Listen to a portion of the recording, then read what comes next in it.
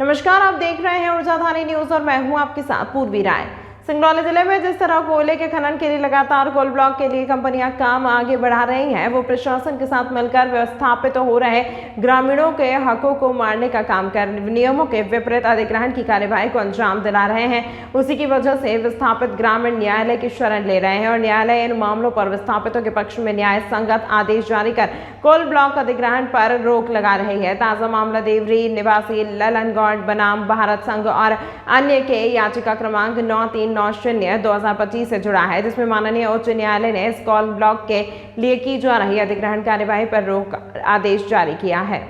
इस याचिका की पैरवी कर रहे अधिवक्ता ब्रह्मोन्द्र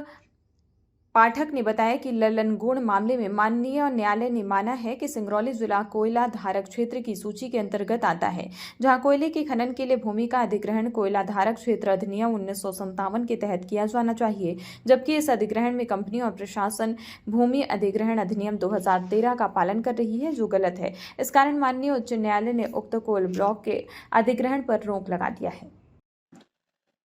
आज का मामला सिंगरौली जिले के बंधा कोल ब्लॉक में भू अर्जन से संबंधित है, जिसमें देवरी ग्राम के ललन गौड़ ने मेरे माध्यम से याचिका प्रस्तुत की थी, जिसमें प्रमुख रूप से यह बिंदु उठाया गया था कि भू अर्जन की प्रक्रिया जो 2013 के अंतर्गत अधिनियम के अंतर्गत की जा रही है, वो पूरी तरीके से अवैधानिक है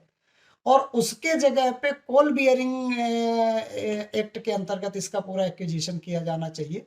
क्योंकि ये सेटल लॉ है कि जब एक बार कोई भी भूमि या क्षेत्र कोल बियरिंग एरिया